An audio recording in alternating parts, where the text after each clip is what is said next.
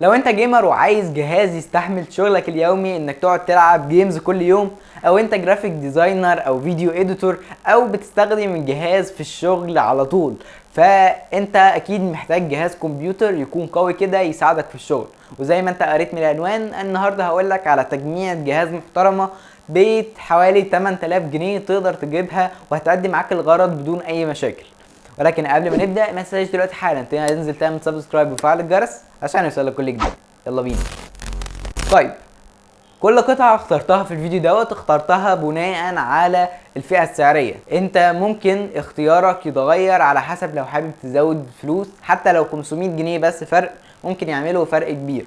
فلو تقدر تزود فلوس او تقلل فلوس اكتب لي في الكومنتات بحيث اقدر ادجاست التجميعة ديت او اغيرها على حسب البادجت بتاعك. التجميعة اللي انا بقولها ديت مناسبة للاتنين، للشخص اللي بيستخدم الجهاز للمونتاج للجيمز. طيب، من غير ما نضيع وقت كتير كده في المقدمات خلونا ندخل في الفيديو على طول باول واهم قطعه في الجهاز، وهو المعالج. المعالج هنا هو الرايزن 5 1600 اي اف.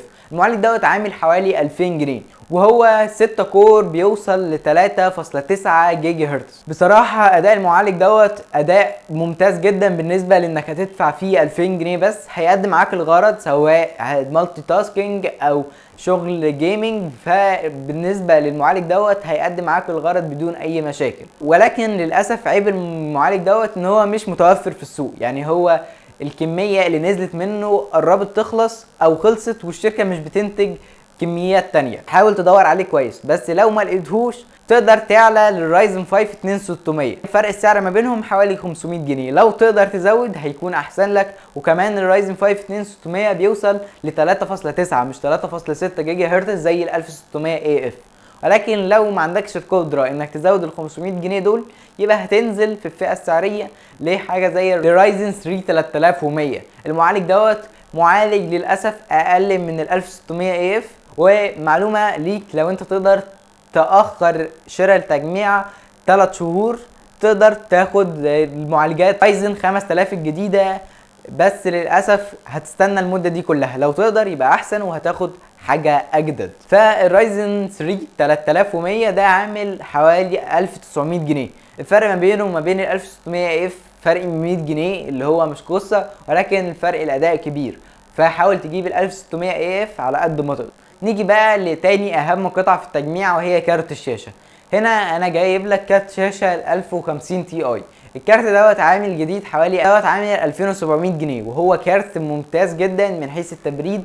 تقدر تجيب النسخة الجيجا بايت هتبقى ممتازة جدا معاك. هو كارت 4 جيجا ومش هتلاقي افضل منه في السعر دوت. وفي منه نسخ مستعملة بتكون بحوالي 2200 جنيه او 2300 جنيه على حسب ميزانيتك. انت ممكن تجيب الارخص لو مثلا هتجيب المعالج الاغلى اللي هو الرايزن 5 2600.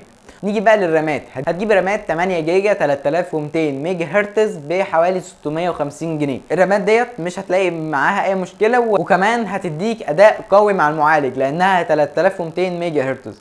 فبالنسبه للرامات ده افضل اختيار بالنسبه لك. بالنسبه بقى للاس اس دي انه بقى حاجه اساسيه في اي تجميع دلوقتي، فانت هتجيب الاس اس دي الاي داتا اس يو 650 النسخه ال 120 جيجا. الاس اس دي ده بالذات من اكتر القطع اللي بتعيش معاك فتره طويله، فحاول تجيب النسخه دي بالذات مش الاس يو 630 لان الاس يو 650 بيمتاز بسرعته العاليه وان هو بيعيش معاك فتره اطول. الاس اس دي دوت عامل 400 جنيه. وكل اللي هيشيل الليله دي كلها هي البورده، والبورده جايبينها من ام اس اي، الام اس اي بي 450 ام برو. البورده ديت هي مش اقوى بورده ممكن تجيبها، ولكن بورده هتقضي احتياجاتك. هتحط فيها الاس اس دي وهتحط فيها الهارد الاتش دي بتاعك. ومعلومه كده، التجميع بتاعتنا ما فيهاش هارد اتش دي لان الميزانيه محدوده. فانت حاول تجيب الاتش دي اللي بتستخدمه دلوقتي او الهارد الاساسي اللي بتستخدمه دلوقتي سواء كان في لابتوب او كمبيوتر، وبعد كده ممكن تطور وتجيب هارد تاني. هو الهارد التيرا بحوالي 700 جنيه، فميزانيتنا للاسف مش هتسمح. البورده البي 450 ام برو دي عامله حوالي 1500 جنيه.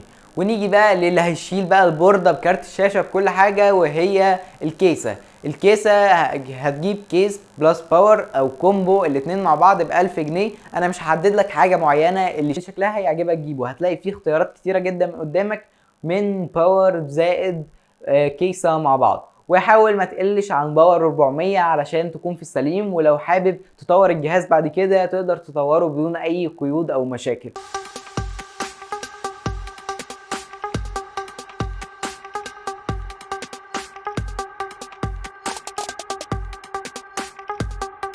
بس كده دي كانت كل حاجه بالنسبه لفيديو النهارده. لو عجبك الفيديو ما تنساش تعمل لايك، ولو ما عجبكش الفيديو ما تنساش تعمل ديسلايك، وما تنساش تشوف الفيديوهات القديمه واعمل سبسكرايب وفعل الجرس عشان يوصلك الفيديوهات الجديده.